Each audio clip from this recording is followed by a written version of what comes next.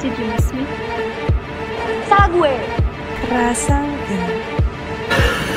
Here's Johnny. What's up anak nongkrong, welcome back to NCTP, still with me Sandi. Kira-kira kita akan bahas film bergenre apa nih anak nongkrong? Genre komedi, drama, horror, thriller, atau misteri?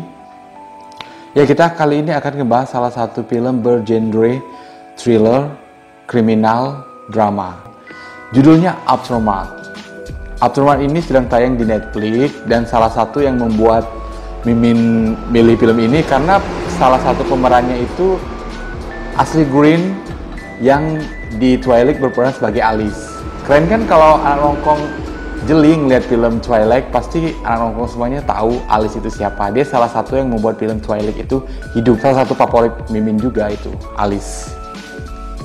Nah, selain si Ashley Greene yang kita kenal sebagai Alice, dalam film ini juga si cowoknya ini ada Shawn Ashmore, anak nongkrong. Shawn Ashmore ini dia lebih dikenal di film X-Men sebagai X-Men. Kalau Sandi sih bukan penggemar X-Men ya nongkrong, jadi nggak terlalu tahu gimana peran dia di X-Men. Cuma memang si Shawn ini familiar sih anak nongkrong. Kira-kira gimana sih acting kedua orang ini? Pantengin terus NCTP, kita akan ngebahas sinopsisnya terlebih dahulu. Anak nongkrong Aftermath bercerita tentang pasangan Kevin dan Natalie yang akan pindah ke sebuah rumah baru. Alasan mereka pindah ini karena kedua pasangan ini sedang mengalami sebuah dilema dalam hubungan pernikahan mereka yang nongkrong karena si Natalie ini berselingkuh dengan pria lain. Jadi si Shawn ini sebenarnya udah memaafkan sih, cuma masih belum terlalu ikhlas. Terus mereka juga datang ke terapis dan terapisnya bilang kalau ada baiknya mereka membeli rumah baru atau pindah ke tempat baru sehingga akan tercipta suasana baru yang bisa membuat mereka penyegaran anak nongkrong. Lebih tepatnya itu penyegaran dan melupakan masa-masa yang udah lewat. Life must go on. Mereka memang harus move on. Singkat cerita akhirnya pasangan ini pun pindah ke rumah baru. Sebenarnya si Ned ini males ya anak nongkrong karena dia tahu kalau rumah yang baru mereka beli ini adalah rumah bekas pembantaian atau pembunuhan. Si Kevin ini bekerja profesinya itu sebagai pembersih TKP ya anak nongkrong. Jadi sebelum dia beli rumah tersebut, dia yang bersihin KTP lagi. Dia yang bersihin TKP-nya, dia bersihin darahnya, organ-organ tubuh yang berceceran, si Kevin ini yang bersihin. Nah, kemudian Kevin kenal sama penjual rumahnya yang nggak lain adalah saudaranya si istri yang telah terbunuh tadi, si istri korban anak nongkrong. Jadi Kevin dapat harga murah untuk rumahnya tersebut dan udah bisa ditebak jalan ceritanya. Selama mereka pindah ke rumah tersebut, kejadian-kejadian aneh pun terjadi.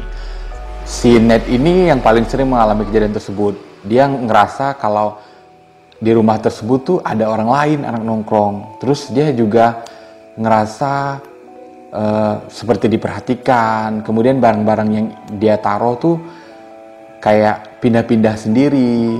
Misalnya kunci yang dia ngerasa naruhnya di sini terus pindah kemana gitu anak nongkrong. Kemudian pengatur udara yang tiba-tiba berubah. Terus juga kelakuan anjing mereka yang nggak seperti biasa. Jadi si Ned ini seringlah ngalamin hal-hal yang nggak enak di rumah tersebut. Tapi dia nggak tahu apakah ada penguntit, apakah ada stalker atau memang hantu anak nongkrong. Hal yang Mimin suka dari film ini salah satunya adalah tidak terlalu memaksa buat nakut-nakutin penonton yang nongkrong. Ceritanya itu berjalan pelan, dibumbui drama, kemudian ada sedikit-sedikit yang bikin tegang. Tapi nggak ini yang nongkrong nggak maksa. Kemudian yang nongkrong ini kan film yang diadaptasi dari kisah nyata. Setelah Mimin searching, Mimin cari tahu sana sini, rupanya film Aftermath ini tuh kayak nggak banyak ditambahin bumbu-bumbu gitu nongkrong. Ceritanya tuh asli benar-benar diangkat dari kisah nyata, nggak banyak ditambahin ini itu supaya filmnya lebih menarik. Itu sih nongkrong yang bikin film ini keren tuh sesuai dengan apa yang karakter aslinya alami anak nongkrong. Jadi kayak misalnya barang yang berpindah tempat, kemudian perasaan diintai stalker, dan teror-teror yang nyerang mereka tuh benar-benar diangkat dari kisah nyatanya, nggak dibuat-buat. Itu sih anak nongkrong kelebihan dari film ini. Biasanya kan kalau film yang diangkat dari kisah nyata, itu tuh kayak banyak dikasih ditambah-tambahin bumbu, ditambah-tambahin cerita yang sebenarnya nggak ada di versi aslinya. Kalian semua akan dikejutkan di ending film ini. Endingnya bukan yang plot twist yang gimana sih anak nongkrong, tapi Mimin suka sih sama endingnya, karena memang beri kejutan yang nggak disangka-sangka sebelumnya. Jadi salah satu kelebihan Aftermath ini berada di endingnya, asal kalian sabar. Sebelum kita lanjut ke kekurangan di Aftermath, kita ngomongin sedikit ya anak nongkrong tentang cerita asli dari kisah Aftermath ini. Aftermath diangkat dari kisah nyata pasangan Jerry Wise dan Janice Ruther anak nongkrong. Jadi mereka itu berhasil membeli sebuah rumah di Marche Valley, California ya anak nongkrong.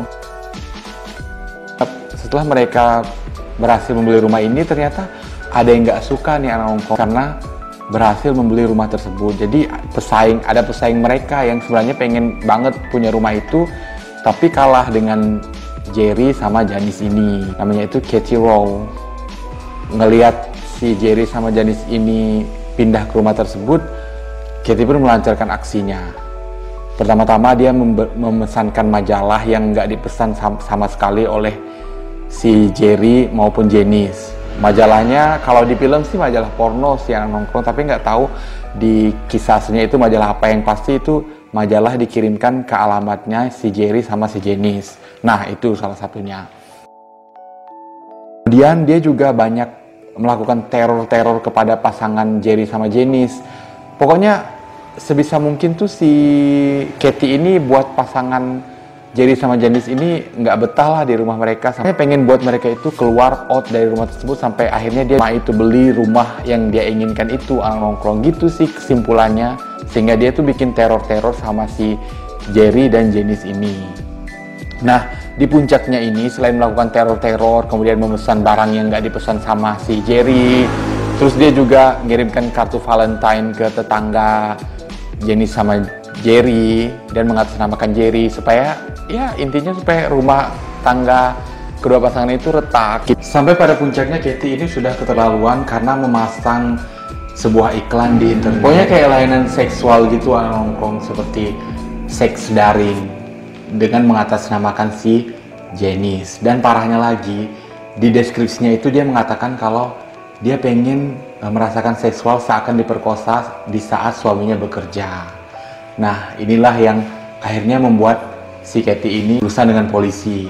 Sebenarnya apa-apa yang dia lakukan, teror-teror, kemudian memesan ini itu sebenarnya udah memang masuk tindakan kriminal. Dan ketahuannya itu di sini nongkrong. Beruntung si Jerry dan Janice ini tahu apa yang akan dilakukan sama si Katie ini, dan ujung-ujungnya si Katie masuk penjara. Itu sih nongkrong kisah nyata di balik film Aftermath ini. Pokoknya kesimpulannya itu ada orang yang iri karena tetangganya berhasil membeli rumah yang ia idamkan. Terus ujung-ujungnya dia melakukan berbagai cara supaya orang tersebut nggak betah di rumah itu, dan akhirnya dia yang akan membeli rumah tersebut. Sekarang kita ngomongin kekurangan film ini ya anak nongkrong. Film ini jujur ngebosanin anak nongkrong. Sepanjang film itu kurang ya kalau misalnya anak nongkrong pengen sebuah film yang tegang. Ini tuh kurang dalam film ini anak nongkrong.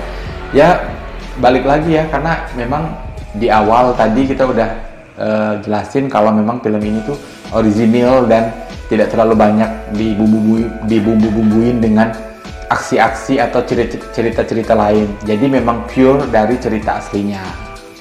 Jadi itu kekurangannya. Film ini cocok untuk mereka yang menikmati alur cerita. Apalagi untuk mereka yang sebelumnya searching tentang kejadian asli di balik film ini.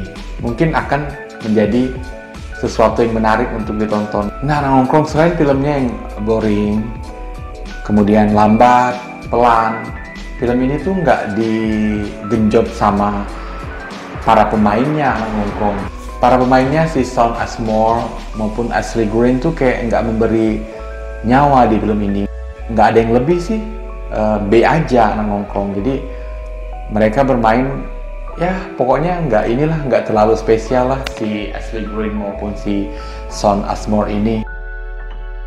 Karena memang kedua aktor ini juga bukan aktor papan atas di Hollywood ya anak nongkrong. Jadi harap maklum kalau dan apa yang kita lihat aktingnya juga mohon maaf B aja sih anak nongkrong di diri si Ashley Greene ini. Tapi sisi positif dari Ashley Greene ini dia memang bayang-bayang alis di Twilight itu memang sama sekali nggak ada ya. Oke anak nongkrong, sekian dulu pembahasan film kita untuk kali ini. Jangan lupa like, comment, share, and subscribe ya anak nongkrong. Dan follow IG-nya Sandi juga ya untuk anak nongkrong yang pengen lebih dekat dengan Sandi. Nggak penting sih. Penting nggak sih ya? Siapa tahu mau berteman kan. Kak, follow back dong kak, follow back dong ya. It's okay nih pemainnya anak nongkrong. Oke anak nongkrong, sehat-sehat semua untuk kalian. Tetap semangat lah anak nongkrong walaupun keadaan kita di masa PPKM ini semakin sulit, tapi kalian harus tetap menjadi pribadi yang kuat, tangguh. Apalagi mau 17 Agustus kan, kalian pasti udah persiapan mau makan kerupuk, mau panjat pinang. Ya, sehat-sehat buat kalian semuanya. See you anak nongkrong.